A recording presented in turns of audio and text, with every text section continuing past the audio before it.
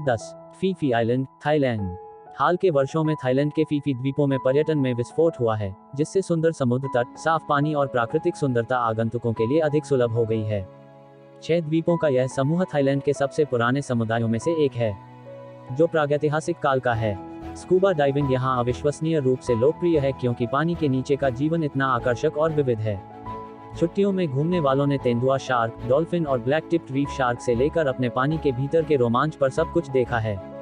यात्रा करने का सबसे लोकप्रिय समय नवंबर और मई के बीच है, जब बहुत कम वर्षा होती है, और यह क्राबी से एक लोकप्रिय दिन की यात्रा है। 9. Santorini, Greece. सेंटोरिनी का ज्वालामुखी द्वीप अपने नाटकीय विस्तारों, प्रेरक सूर्यास्तों और रंगीन कंकड़ समुद्र तटों के लिए जाना जाता है। चट्टानों के साथ ऊंचे, सेंटोरिनी द्वीप पर पारंपरिक वास्तुकला, प्राचीन खंडहर और प्रामाणिक वाइनरी के साथ कई गांव हैं। राजधानी शहर फिरा सफेद पत्थर की सड़कों, दुकानों, सराय, होटल और कैफे का दावा करता है। द्वीप के सबसे खूबसूरत सूर्यास्त ओया से देखे जा सकते हैं, जो मुंडी खाड़ी के किनारे एक शहर है जिसमें सफेदी वाली दीवारें और राजसी नीले गुंबद हैं। सेंटोरिनी की यात्रा का सबसे लोकप्रिय समय मई और अक्टूबर के बीच है, और आप एयरलाइन चार्टर या नौक द्वारा द्वीप तक पहुंच सकते हैं। 8. Machu Picchu, Peru. एंडीज पर्वत में उच्च माचू पिच्चू एक प्राचीन इनका शहर और यूनेस्को की विश्व धरोहर स्थल की साइट है।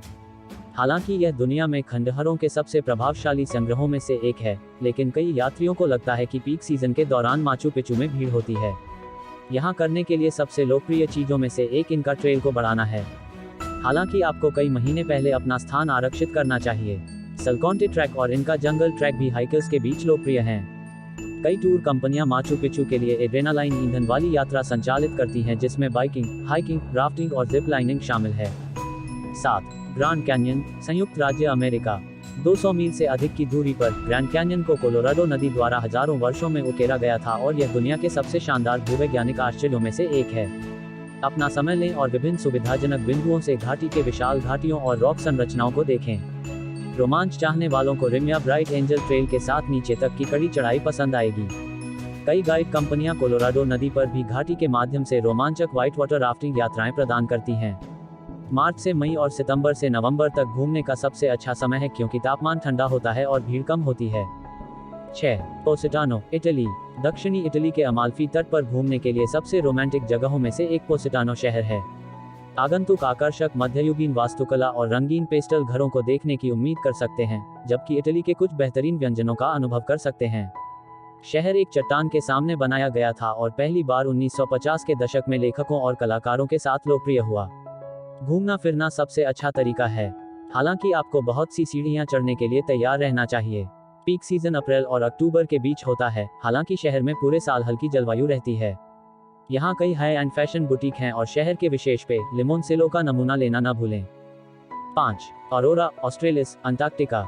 जबकि उत्तरी ध्रुव ऑरोरा बोरेलिस का आनंद लेता है, दक्षिणी ध्रुव में ऑरोरा ऑस्ट्रेलिस है।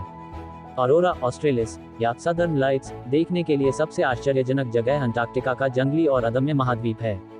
यह केवल दक्षिणी अक्षांशों से दिखाई देता है और इसे कभी भी 30 डिग्री अक्षांश रेखा से ऊपर नहीं देखा गया है।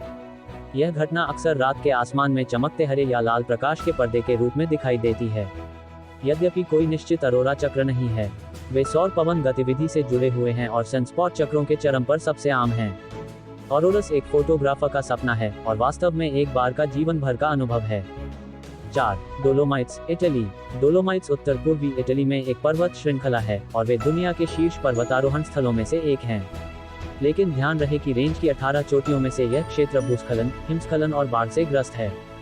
डोलोमाइट्स इतालवी आल्प्स का हिस्सा हैं और स्कीयर और पर्वतारोहियों के बीच बहुत लोकप्रिय हैं।